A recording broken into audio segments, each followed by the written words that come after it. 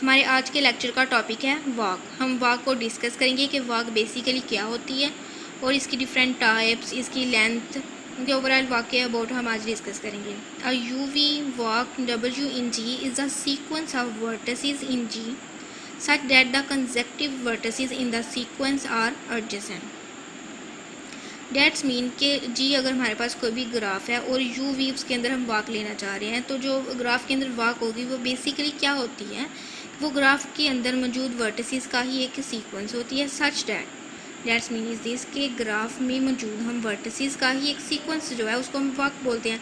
लेकिन उसके ऊपर कंडीशन क्या है कि जो वर्टिसेस हम लेंगे, डेट्स मीन जो सीक्वेंस के अंदर हम वर्टिसेस लेना चाह रहे हैं उनको क्या कंडीशन है कि उसके अंदर में जो कंसेक्टिव वर्टिसेस हैं उनको क्या होना चाहिए कि वो एडजेसेंट होने चाहिए। जैसे कि ये हमारे पास वाकई एक जनरल एक्सप्रेशन है, यहाँ पर डब्ल्यू है वो हम यूज़ कर रहे हैं वाक को रिप्रेजेंट करने के लिए। ये वाक की एक नोटेशन है और ये हमारे पास एक जनरल एक्सप्रेशन है वाक के लिए, यूवी वाक। यूवी वाक मीन्स कि जो वाक है वो स्टार्ट हो रही है वर्टेक्स यू से और एंड हो रही है वर्टेक्स वी पर।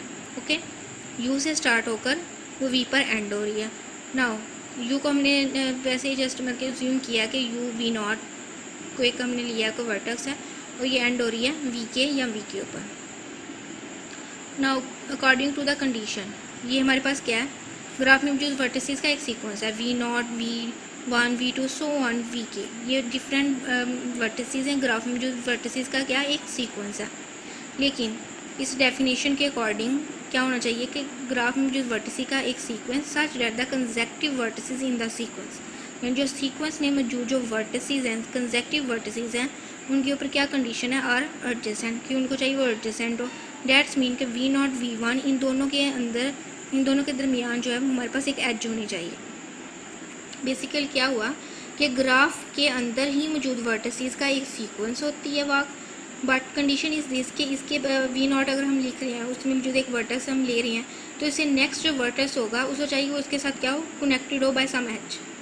सो ऑन, हम इसी तरह से मूव ऑन करते जाएंगे वी तक, सो डैट के इस तरह से हम वर्टिसेस ले रहे हैं कि वो आपस में एडजेसेंट है। मोर ओवर वॉक के अंदर मौजूद जो वर्टिसेस हैं ये नेसेसरी नहीं है कि तमाम वर्टिसेस हैं वो डिफरेंट हो। ओके, वर्टिसेस जो है वो सेम भी हो सकते हैं। डेट्स मीन कि इनमें वर्टिसेस की रिपीटेशन भी हो सकती है। अगर वर्टिसेस रिपीट हो सकते हैं तो इसके अंदर एजेस भी रिपीट हो सकती हैं। ओके, तो वाक बेसिकली जो वाक की डेफिनेशन बन रही है वो यही है कि ग्राफ में मौजूद वर्टिसेस का एक सीक्वेंस सच डैट के वर्टिसेस आपस में कनेक्टेड हो, जो कंसेक्टिव वर्टिसेस हैं उनको चाहिए वो एडजेसेंट हो। मोर ओवर इसमें मौजूद वर्टिसेस हैं वो डिफरेंट, नेसेसरी नहीं है कि ये डिफरेंट हो, सेम भी हो सकते हैं और डिफरेंट भी हो सकते हैं। मोर ओवर इनके अंदर एजेस जो हैं वो भी रिपीट हो सकती हैं, बट कंडीशन इज दिस के वी नॉट, वी वन जैसे जो कंसेक्टिव होते हैं वो तो डिफरेंट ही होंगे। हाँ, अलबत्ता अगर वी नॉट, वी टू ये दोनों सेम हो सकते हैं। अब इस चीज़ को हम अंडरस्टैंड करेंगे with the help of a example. Now अगर ये हमारे पास देखें, ये हमारे पास एक ग्राफ है और ये जो डब्ल्यू है ये इसमें मौजूद एक वाक हमने राइट डाउन की है। बहुत सी वाक हो सकती हैं ग्राफ के अंदर, बहुत सारी वाक्स हम डिफाइन कर सकते हैं, बट यहाँ पर हमने ये एक वाक ली है। अगर आप देखें तो हमारे पास सबसे पहले क्या है, X, that's mean this one. Now next हमने कौन सा वर्टेक्स लिखा है, वाई। ये अगर आप चेक करें एक्स वाई ये दोनों कंसेक्टिव हैं और आप चेक करो तो ये दोनों एडजेसेंट भी हैं because there exist an edge between them. इन दोनों के दरमियान हमारे पास एक एज भी है, तो ये एडजेसेंट है और ये कंसेक्टिव है। नाउ वाई के बाद हमारे पास क्या है, डब्ल्यू, वाई डब्ल्यू, और ये दोनों आपस में क्या एडजेसेंट भी है। ये हमारे पास कंडीशन सेटिस्फाई हो रही है।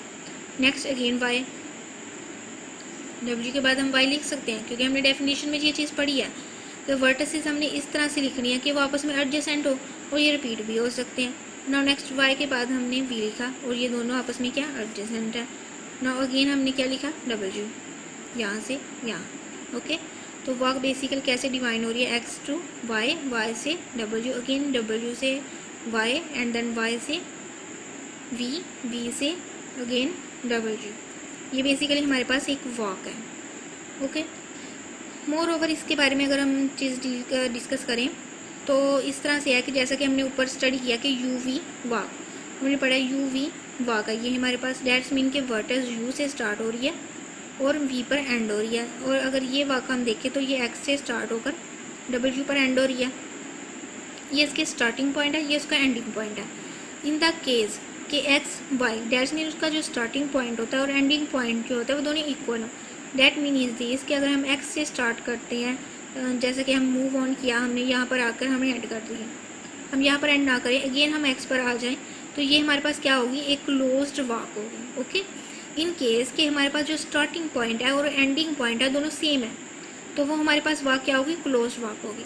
बट इन केस कि हमारे पास जो स्टार्टिंग पॉइंट है और एंडिंग पॉइंट है वो दोनों डिफरेंट है, दोनों सेम नहीं है, तो वो हमारे पास क्या होगी, एक ओपन वॉक होगी।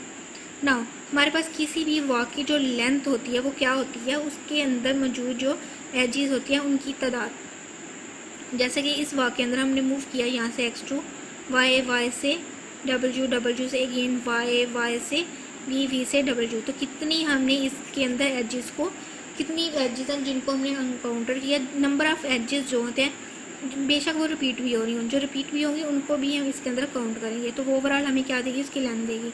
इन दिस केस हम एक्स से वाई गए तो ये क्या होगी, एक होगी, दो, देन यहाँ से तो 3 आ गया, यहाँ से 4 एंड देन 5, तो इसकी लेंथ क्या है, 5। ये हमारे पास लेंथ 5 की एक वॉक है। मोर ओवर ऐसी वॉक जिसकी लेंथ 0 होती है उसको हम क्या बोलते हैं, ट्रिवियल वॉक बोलते हैं।